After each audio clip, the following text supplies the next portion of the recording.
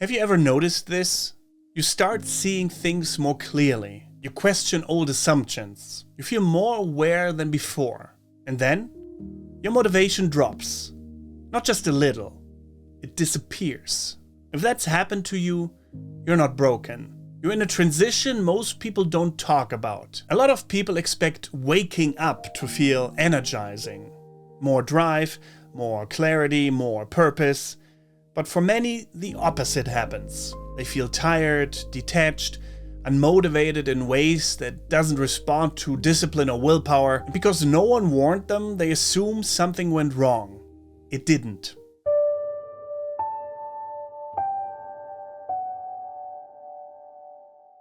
Chapter 1. What motivation actually runs on.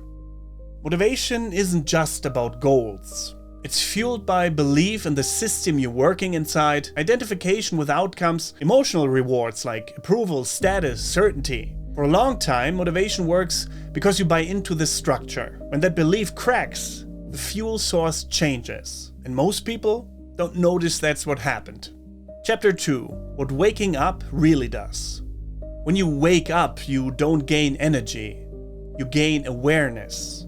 You start noticing pointless urgency, performative success, goals you never consciously chose, systems that reward exhaustion. That awareness removes the illusion that kept you moving. And when the illusion drops, motivation doesn't vanish. It just stops responding to old levers. Chapter 3. Why burnout often follows. Here's the trap. You're still operating in the old structure with a new level of awareness. So you try to force motivation that no longer fits. You push through work that feels hollow. You hold yourself to standards you no longer believe in. And that creates friction.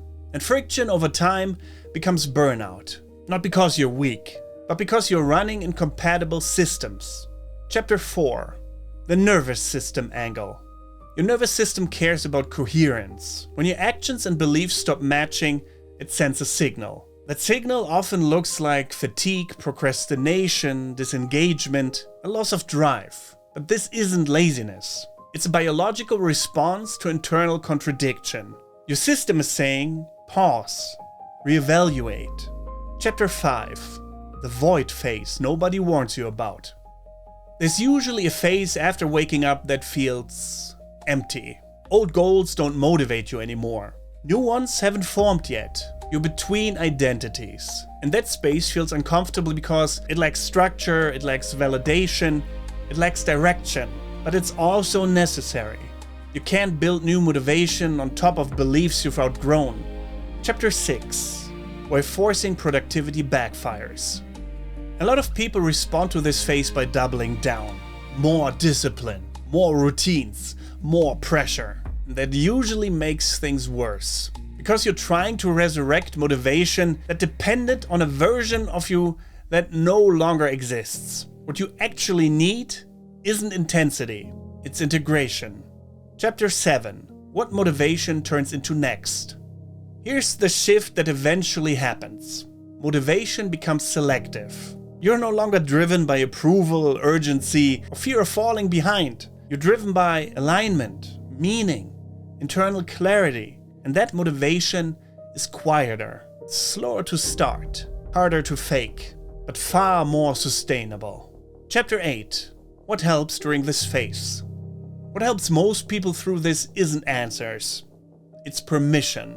Permission to slow down, question goals, reduce output temporarily, stop pretending nothing changed. This isn't a failure phase. It's a recalibration phase. If your motivation disappeared after you woke up, it doesn't mean you lost your drive. It means your system is updating. Old fuel no longer works. New fuel hasn't stabilized yet. That gap feels uncomfortable, but it's also where more honest motivation is born. Not louder, clearer. If this helped you make sense of something you've been experiencing, you can stay. And remember, you are guided. Bye.